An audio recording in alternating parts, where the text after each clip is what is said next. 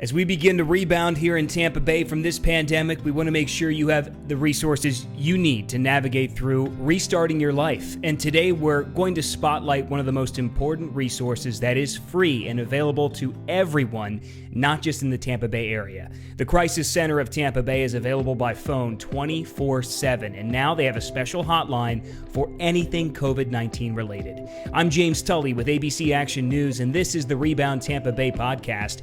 Now here's the President and CEO of the Crisis Center of Tampa Bay, Clara Reynolds. At the Crisis Center of Tampa Bay, our mission is to ensure that no one has to face crisis alone, and we define crisis as a life's problem that needs a solution. And right now with COVID-19, we're seeing so many individuals calling us sometimes for the very first time because they have found themselves in a position where they've got a life problem and they need a solution. And so we have been very honored and be very fortunate to be able to provide that service to our community through 211, as well as a new line that we just launched in partnership with Central Florida Behavioral Health Network, and it's a 1-844 MY-FL-HLP or 844-693-5457. Again, available 24 hours a day, 7 days a week to help folks who are struggling with COVID-19. It's a fantastic resource. Let's go through the numbers one more time. Where do you have to live? In what jurisdiction are you living where you can just pick up your phone and dial 211 to get to you guys? Hillsborough County, you dial 211 to get to us. Any other outside the area, you call 211. You're going to reach a center very similar to ours that's going to be there to provide you with that help and support. Perfect. That 844 number, though, anywhere in the state, we're available to help folks that are struggling with COVID-19 related issues. Great. If you're listening to this or watching this podcast, the number is going to be right there in the description for you. Clara already said it, but it's there. And it's 1-844, and it's MY-FL-HLP, kind of like help, but the phone number is 844-693-5457. Beautiful. Brand new line that just came up, specifically targeted for COVID-19. And just let people know you're not charged for anything here. Pick up the phone and you can call and the help will be there for you. First off, I'm curious what people are calling you about right now, because I'm sure you've had people call you who have the virus or know someone close to them who have it. We can start there. And we started tracking calls specifically around COVID-19 the week of February 29th. We only had a handful of calls, and those callers were really calling because they were concerned and worried about their health, about the health of their family members and friends. We steadily saw those calls start to increase, to double, to triple as the weeks went by. And about the week of April the 7th, we saw those calls really shift from calls concerned about health to calls concerned about financial support and financial resources. These were individuals that had been laid off or furloughed. They weren't able to pay their rent. They weren't sure how they were going to keep their lights on or put food on the table for their children.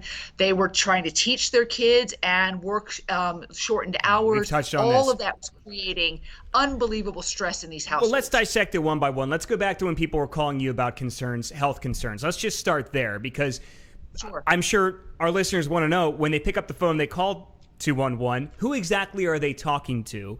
And what were you guys telling those people who called, whether they had the virus or had someone close to them who had it? So when anybody calls 211, 24 hours a day, 7 days a week, they're going to be talking to a trained professional staff that has undergone thousands of hours of training, and they are very knowledgeable about resources in the community, but more importantly, they're very knowledgeable about how to work with folks who are in a crisis. So we always start by the most important thing we can do is just allowing somebody to tell their story in their own words. So we had individuals that were calling us. So like the first week, the week of February 29th, we had 14 total calls that were specifically around, I am really concerned. This is a crisis. I already have an anxiety disorder, or I'm already prone to being anxious, and now I've got this new thing on the horizon. I don't really understand it. So it was an opportunity for folks just to get that off their chest, and then we were providing those individuals then with coping mechanisms. How are you going to be able to keep yourself safe? How can you create a plan? How can you manage your anxiety and your distress during this time? And then the week of March the 7th, we went from 14 to 36 calls around COVID. And then the following week, from 36 calls on the week of March 7th to 413 calls the week of March 14th. So you What can was that period of time again? That's an so incredible jump. so from So from March 7th to March 13th, that week, before everything got crazy, we took 36 calls related to COVID-19. The week of March 14th to March 20th, we took 413. And 176 of those were for individuals that were already starting to see financial concerns, financial worries. They were having food insecurity. They had reduced hours at work, and they were also struggling with emotional support. So you could start to see those trends happening. What about people calling you about, okay, I think I'm showing symptoms and I don't know where to go get tested? Because early on, that was a pretty dicey situation everywhere, not just in the Bay Area. Absolutely. And we had up-to-date resources of what people needed to do in order to be tested, helping them understand the process about going, getting a note from a prescription from your physician, where you would go. And we were on the front lines of getting those updated information, not just around where you get tested for COVID-19, but what resources are coming online. As we all can recall, towards the end of March, beginning of April, there were many resources that were brought up to speed here in the community in Hillsborough County and City of Tampa. And so we were updating our databases daily to let callers know where they could go to get help and support that was specific for their needs in their communities. She's Clara Reynolds, President and CEO of the Crisis Center of Tampa Bay. And back to some of these calls you were getting about COVID, because I'm just very curious about this. Did you ever have any of your professionals come back to you and say, after taking these calls, and say, listen, I just talked to somebody who seemed really, really sick. Like, we needed to get them to a medical professional immediately. Do you have any situations like that where people were reaching out and not necessarily knowing where to go or anything like that? No, not that we're physically sick. We certainly did see, though, a number of individuals who were suicidal. So that's a good place to transition, because that was a byproduct of this stay-at-home order, wasn't it? That we were worried about people's mental health. And I'm sure that was something else that you were starting to see a lot of cases of. What was so interesting in all of this, James, is that while we were expecting a big increase in the number of suicide calls that came in, we pretty much saw these static numbers. We believe, and what research is showing us right now, is that individuals that were struggling with suicidal ideation had so many other stressors in their lives, just trying to keep their family intact, maybe keep a roof over their head. Those thoughts took priority over the thoughts of self-harm. What we're really concerned of is post this COVID-19 crisis, whenever that time period is, that things, quote unquote, return back to normal, we are going to see an emotional and behavioral health crisis like we've never experienced in this country.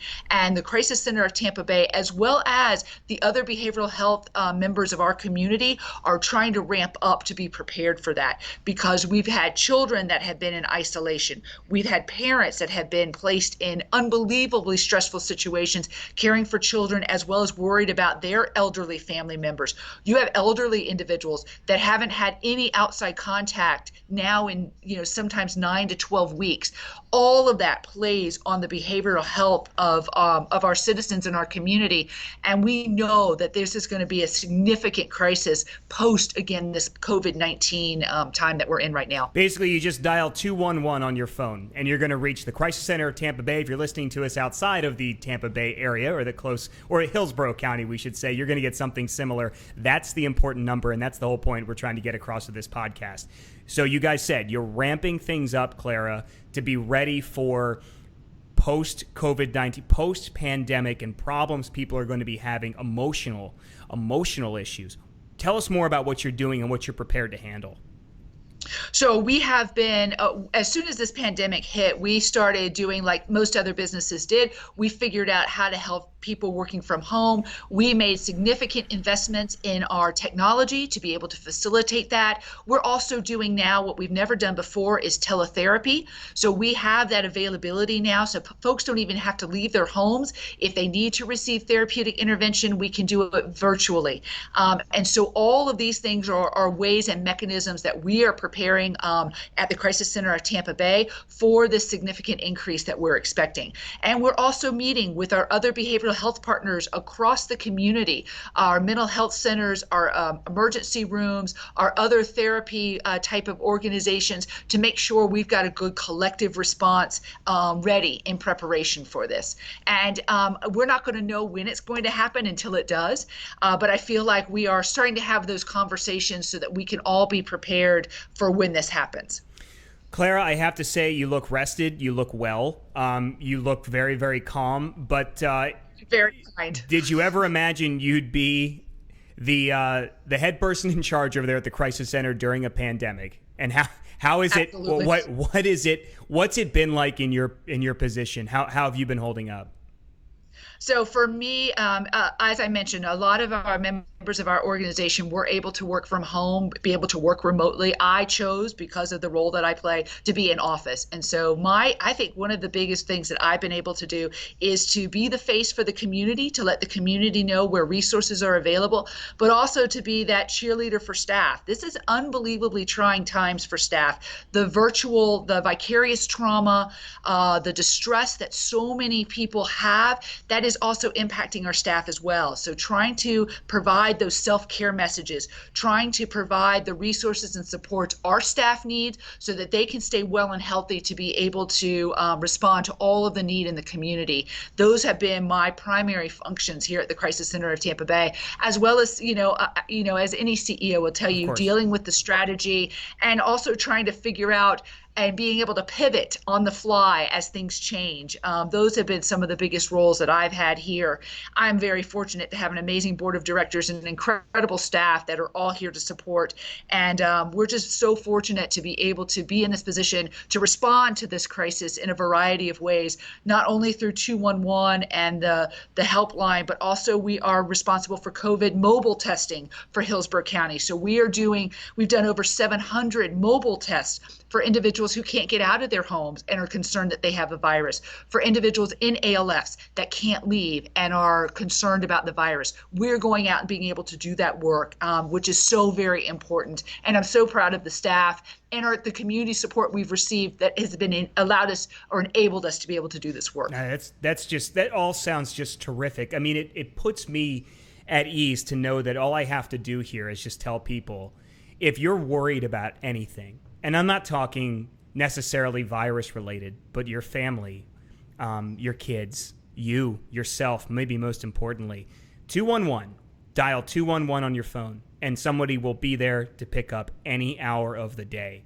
It's pretty amazing what you guys offer, and I think that you just can't say it enough. On Good Morning Tampa Bay yesterday, we brought up your hotline, and we brought up the new number, which was the reason for us talking about it. And then leave it to me to do the one thing I've had the biggest pet peeve of doing, is asking somebody, did you ever think you'd be doing this during a pandemic? Of course not, you didn't. But, I mean, that's the one thing I'm like, of course. I hate when people ask that question. And look, I just asked it. No, of course not. But you've grabbed the bull by the horns. You've had no choice. And we've all had no choice. Absolutely. Clara, go ahead. I just want to say, I'm just so proud of the way our local leaders have responded, the city and the county really stepping up to provide a lot of unprecedented support, not just for the citizens of our community, but for the local nonprofits, the first responders that are on the front lines doing this work. And I just can't thank everybody enough, yourself included. The media has been a tremendous friend in getting information out to the community. We would have been in much worse shape, I truly believe, as a community without all of these amazing community partners. So my heart goes out to you and your colleagues, and huge gratitude for all your work. Well, I will take very little credit. I will give most of the credit to my producers, who have done a fantastic job deciphering the numbers and the information from the Department of Health, number one, and also getting in touch with people like you and your organization and making sure that we have this info out there. They have done a tremendous job, all of whom are working from home right now. Haven't seen the studio in well over 2 months, which is, again, that's our situation. That's what we're dealing with. We're getting it done, and we're getting information to people in this podcast too, and talking about everything you're doing. I think we've hit all the notes. Let me just take your temperature on how you're feeling about things right now, no pun intended, on how you're feeling about things at the Crisis Center, the types of calls that you've been coming in. I'm sure you debrief with your trained professionals every single day, if not more than once a day. So just let's hear it from you. here we are right now, about to start the month of June. How do you feel about everything? I'm going to be optimistic. I will tell you, one of the jobs that we do here, we are the Certified Rape Crisis Center. And in the month of April, we only did 13 rape exams. We normally do close to one a day. As of yesterday, which was May 20th, we'd already done 13. I believe that for the months, the summer months and going into the fall, that there's going to be a lot of unmet need that wasn't able to be addressed during this pandemic. So I would say that we are cautiously optimistic. We are excited to see the community open, but that also means that more and more individuals are going to be seeing their friends and their family members. And I would encourage all of you, if you've got that niggling feeling in your tummy, something is telling you that something is off with a family member or friend, you're concerned for their safety, you're concerned for their well-being, pick up the phone, call 211. Let's have that conversation to figure out how best to help your friends and family in need. I think that continuing to be vigilant and to care for each other is going to be the most important things that we can do post-COVID-19. And so I'm looking forward to being part of that conversation. Clara Reynolds, President CEO of the Crisis Center. And again, the number to call if you're in Hillsborough County is 211. And then there's a new number, and we want to share that one more time. Go ahead, Clara. Sure, it's 1-844-MY-FLHLP, or easier, maybe 1-844-693-5457. Available 24 hours a day, 7 days a week, dedicated specifically to COVID-19. But you can still call 211 and connect with the same resources. Absolutely. All right, great. Same resources. All right, fine. But we'll just give you a longer number in case you want to write that one down too. Absolutely. All right. She's. I'm so grateful that you took some time to talk to me here in a longer format. Thank you, Clara. Please subscribe to the Rebound Tampa Bay podcast on Apple and Stitcher, and know that at ABC Action News, once we are starting to rebound here in Tampa Bay, there are steps you can take to find help for your family. Visit abcactionnews.com/rebound for all of those resources. I'm James Tully. Thanks for listening.